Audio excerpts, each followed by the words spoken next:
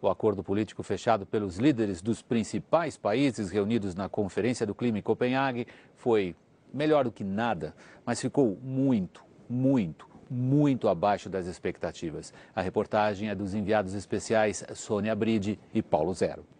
Eram 11 da noite em Copenhague e nem se falava mais no prazo final da cúpula, há muito deixado para trás. Coube a Barack Obama anunciar só para a imprensa americana o que só para eles ecoou como vitória. Today we've made meaningful and unprecedented breakthrough here in Copenhagen. Como ele tinha anunciado na tribuna de manhã, os americanos só entraram a bordo de um acordo do clima se, e apenas se, fosse nas próximas condições. E levaram.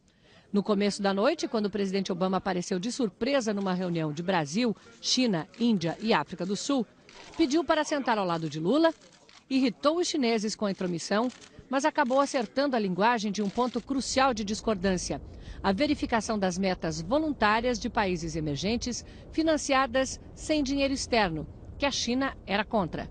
Entre a palavra inspeção, preferida pelos americanos, e diálogo, como queriam os chineses, acabou sendo escolhida a expressão consultas e análises internacionais, a expressão da Organização Mundial do Comércio.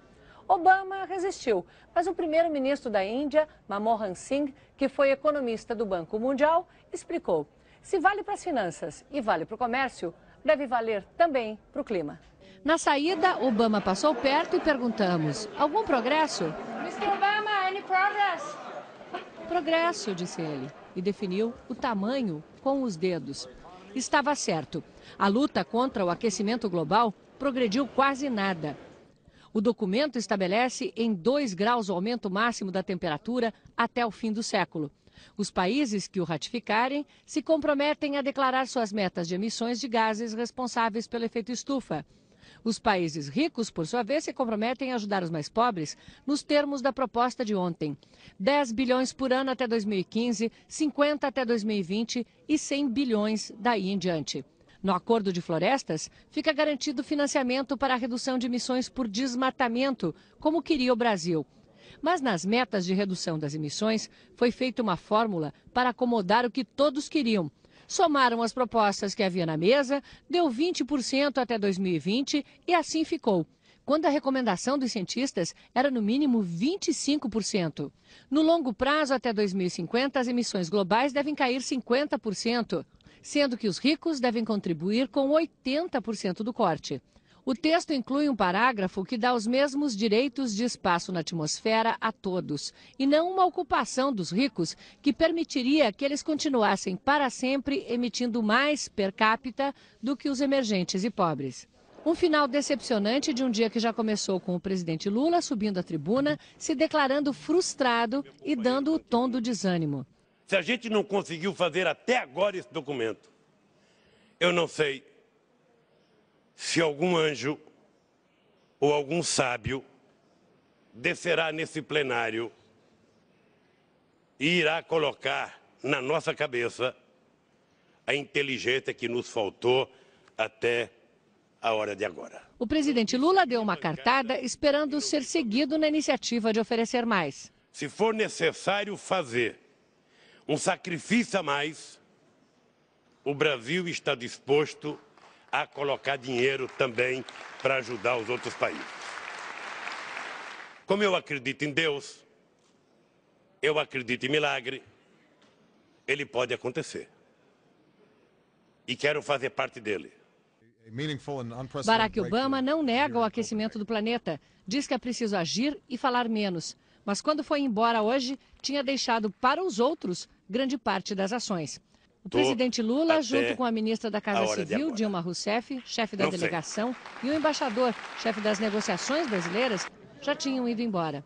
Quem ficou para trás comentou: é melhor do que um desastre total, mas é francamente insuficiente.